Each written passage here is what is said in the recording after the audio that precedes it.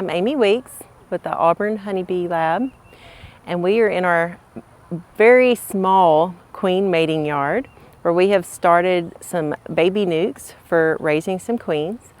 We have our undergrad workers out here catching queens today, which we'll be marking, and these queens are actually going to be going to some beekeepers in North Carolina to help them rebuild some of their colony losses from the Hurricane Helene. So this box is called a baby nuc, but it's a baby mating nuc for queens. And you can raise queens in any size bee box, but the baby nucs are handy because to start them does not require a huge number of worker bees, about a cup to 2 cups of bees and a queen cell.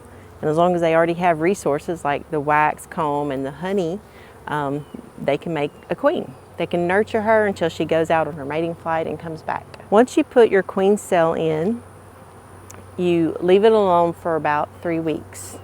You want a good 21-day window so that she has time to go out, get mated, and make it back and start laying. And they should start capping the larva from when she laid. That way you can tell if she's laying worker or drone brood, because sometimes things just don't go right and she could be a drone layer, and you want to cull those as quickly as possible. Open it up, and she could be anywhere in this box, anywhere.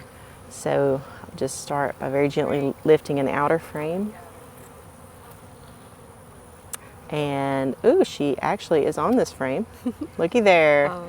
So when you catch her, it's kind of easy to go catch her by the wings. But first we want to make sure she's a good queen. So we're looking for eggs, and we're going to look for brood. We're going to take the cell cup out. Look, she emerged. It's that perfect circle. That's nice. So we're looking. We see capped worker brood that's not drone brood, so that's a good sign. We also see the eggs are nicely laid in the bottom. They're not all haphazard. Good. And when we mark her, we'll also check her for injuries. Yeah. So now we got her, we'll put it back together. So here our student worker, Carolina, will show us how to mark the queen.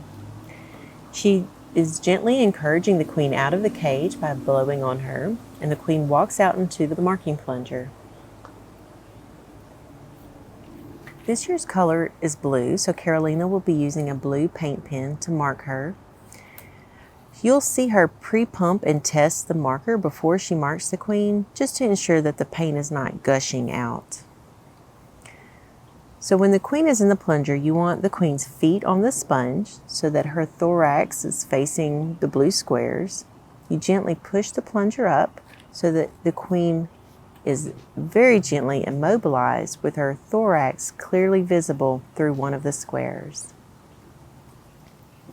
So now Carolina will put a dab of paint on the queen's thorax. This paint dries fairly quickly, and once the paint is dry, the queen can then be recaged. Here the queens are all marked and put in fresh cages. To get them ready to ship, we will stock the shipper cage with water, sugar candy, and a lot of worker attendance.